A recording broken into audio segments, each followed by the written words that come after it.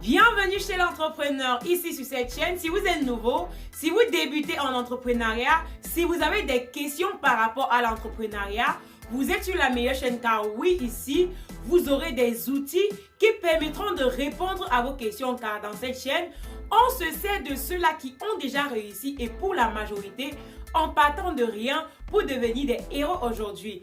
Voilà, bienvenue encore une fois de plus. On ira vers cet entrepreneur-là qui fait dans le e-commerce. Mais avant, si tu es nouveau et que tu passes par là, n'hésite surtout pas, mais alors pas de t'abonner et d'activer la notification pour ne pas rater nos publications. Car oui, sur cette chaîne, on parle de tout ce qui concerne l'entrepreneur.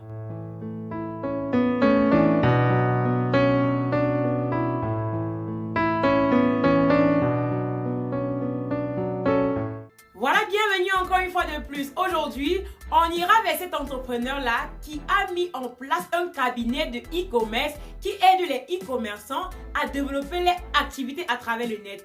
On se rend déjà compte que la population mondiale est de plus en plus connectée, ce qui tend à accroître le e-commerce. Celui-là a investi dans le e-commerce et aujourd'hui, il peut dire avec fierté qu'il fait partie de la figure emblématique du Cameroun en termes de e-commerce. Il a d'abord travaillé à Jumia, aujourd'hui, il est à son propre compte. Le nom de son cabinet, c'est John Spark, il s'appelle Simon Bellec. Il nous dira par la suite comment est-ce qu'il a fait à l'heure d'aujourd'hui pour être à la tête d'un grand cabinet de e-commerce.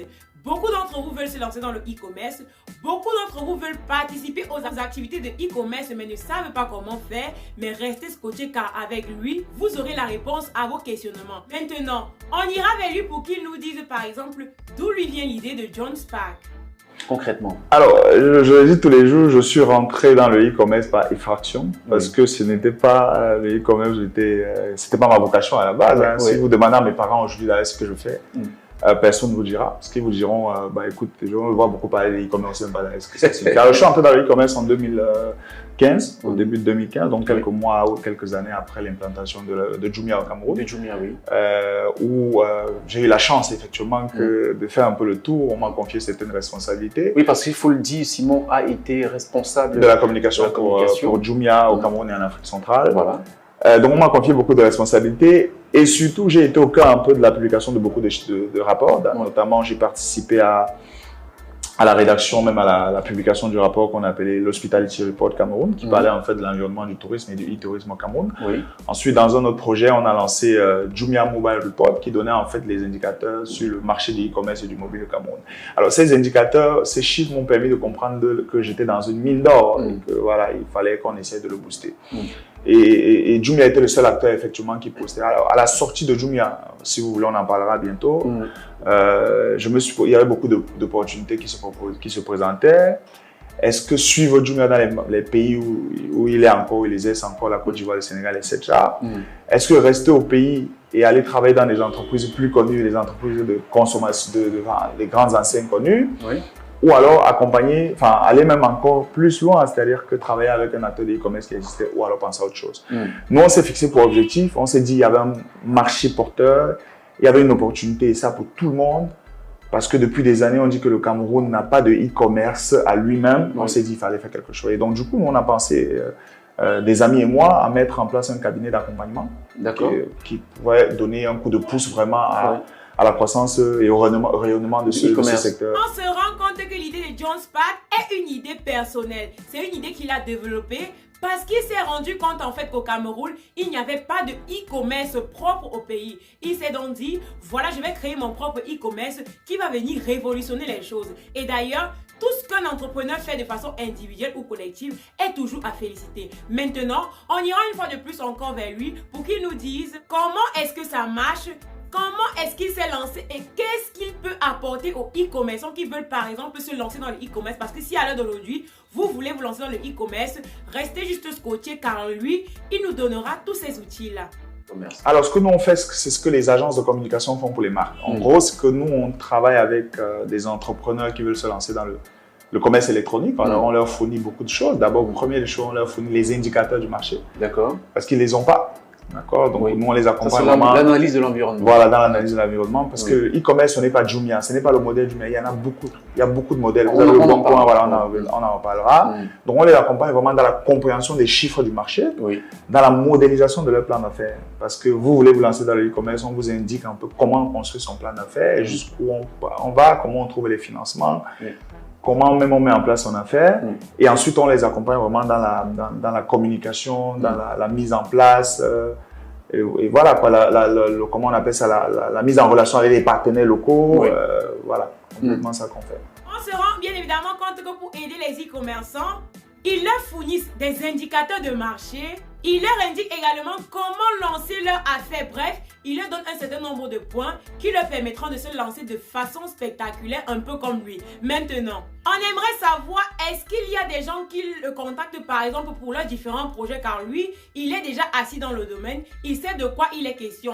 On aimerait vraiment savoir qui sont ces gens-là qui le contactent, ou alors est-ce qu'il y a des gens qui le contactent par exemple pour leurs projets à venir? Le e-commerce. Alors, comme je disais à Neuf, celui qui va se lancer dans la création d'une plateforme de e-commerce ou d'une entreprise de e-commerce en basant toutes ses références sur les départs de Jumia ou bien sur les modèles de Jumia, faire fausse route. Pour la simple raison que Jumia, c'était un mastodonte qui avait des financements, qui pouvait financer son entreprise même sur 100 ans. D'accord. Et donc, du coup, qui n'avait pas les mêmes objectifs qu'un entrepreneur qui a besoin de mettre des sous et qui pense directement à la rentabilité. Donc, ces entreprises, les trois sont partis. Il y a 3 géants qui sont partis. C'est Discount, Afrimarket et Jumia qui sont partis. Ils sont partis pour des raisons diverses, peut-être liées à leurs actionnaires qui ont besoin de se concentrer dans d'autres marchés. Mais ça n'empêche pas que le secteur soit porteur. Et comme je vous expliquais tout à l'heure, c'est que les indicateurs disent quoi? C'est qu'on a une classe moyenne émergente, même si elle est naissante au Cameroun, elle est émergente dans beaucoup de pays africains.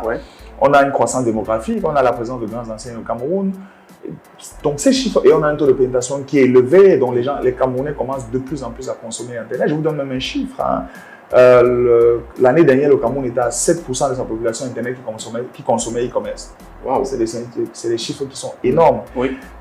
Si vous lancez une plateforme de e-commerce, un indicateur clair, le Cameroun, c'est plus de 6 millions d'utilisateurs Internet. J'ai envie de dire 10 en fonction des sources, comme je disais tout à l'heure. Si vous avez un seul million qui vient faire les courses chez vous, vous êtes milliardaire l'année qui suit. Un seul million qui tourne chaque jour et qui font les courses chez vous, vous êtes milliardaire l'année qui suit. Donc, c'est des indicateurs que nous, on comprend et qu'on peut partager avec les entrepreneurs qui se lancent aujourd'hui. Donc, le marché est porteur et la sortie ou la mise en veille des activités de Jumia ou bien la sortie des autres n'enlève en rien effectivement ça. Donc, on se rend compte que la formation de e-commerçant de nos jours est beaucoup plus basée sur le net, est beaucoup plus basée sur l'internet, raison pour laquelle tout ne se fait que s'il y a une connexion internet. Tu peux par exemple rester dans ta maison, tu commandes quelque chose de loin, ça vient te trouver, et quelque chose de qualité. Si l'entreprise est bonne, tu commandes juste, ça vient te trouver à la maison. Quelque chose de bien, quelque chose que beaucoup font, mais ne réussissent pas comme ils se doivent. Par contre, lui, il a réussi, il sait de quoi il est question. On aimerait maintenant savoir, est-ce qu'il accompagne les e-commerçants dans leur activité? Est-ce que maintenant, si je viens dans son entreprise, il sera à mesure de m'accompagner, de me montrer comment est-ce qu'il procède pour avoir la place, par exemple, qu'il occupe aujourd'hui? Parce que je fais beaucoup de formations derrière dessus, sur le e-commerce, que ce soit avec le gouvernement ou bien avec des partenaires privés. Et au cours de mes conférences, je le dis toujours, le e-commerce reste encore une secte au Cameroun. Je le dis pas pour effrayer, je le dis, c'est un groupe de privilégiés encore qui ont bénéficié de la présence de Jumia et donc qui sont formés, qui ont l'expérience pour faire ça.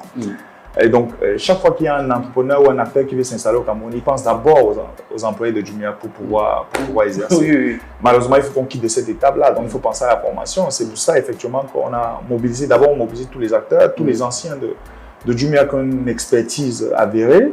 Et maintenant, tous les acteurs qui sont là pour pouvoir mettre en place d'abord une association. On va créer l'association des professionnels du secteur qui a déjà lancé du gouvernement, du ministre du Commerce. Et ensuite, l'année prochaine, on va lancer une académie de formation des jeunes qui vont se lancer dans l'e-commerce et qui soient effectivement des bons sujets pour les entrepreneurs, pour les entreprises qui s'installeront dans ce secteur d'activité, comme on est en Afrique. On se rend compte qu'à travers le monde, il y a tellement de modèles de e-commerce. Chacun fait à sa manière. On aimerait savoir, selon le contexte africain, car oui, l'Afrique est un continent à part, c'est un continent très pauvre qui a par contre tellement de ressources. On aimerait savoir quel est le modèle de e-commerce qui est par exemple adapté à l'Afrique. e-commerce? Alors, est-ce qu'il y a un modèle qui est adapté aux réalités ou alors est-ce qu'il y a un modèle qui... Enfin, chaque modèle est fonction des objectifs, du budget, du capital de chaque entrepreneur qui veut se lancer. Oui. Jumia, c'est un modèle de marketplace. Donc, c'est une place de marché. C'est-à-dire que c'est une plateforme dans laquelle chaque entreprise peut proposer ses produits comme elle les propose en offline. Oui. Que vous avez toutes les entreprises, par exemple, de la télécom, qui peuvent chacune individuellement venir proposer ce service. C'est ça un site de petites annonces? Non, ça, c'est une marketplace. C'est une place de marché. Et le modèle est beaucoup plus compliqué. Parce que quand vous commandez votre produit, vous avez besoin d'être livré. Donc, il y a une chaîne opérationnelle qu'il faut mettre en place. Et c'est les capitaux. Il y a d'abord la technologie qu'il faut mettre en place. D'abord, elle-même. Ce n'est pas juste un site que vous voyez comme tout le monde fait. C'est un ensemble de technologies ou de sites qu'on met en place pour pouvoir gérer tout le business. Parce que le business va de la commande jusqu'à la livraison. À la livraison. Et voilà, en passant par le marketing que vous connaissez là. Donc, c'est des modèles qui demandent énormément de capitaux. Et la preuve, c'est que chaque année, vous entendiez que Jumia faisait des levées de fonds énormes. Je n'ai pas envie de citer les sommes ici.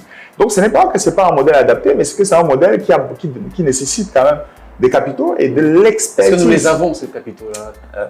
Nous les avons, mais est-ce qu'on a l'expertise pour pouvoir aller convaincre les investisseurs? C'est là la question. Parce que pour avoir ces capitaux, c'est les actionnaires, c'est les investisseurs.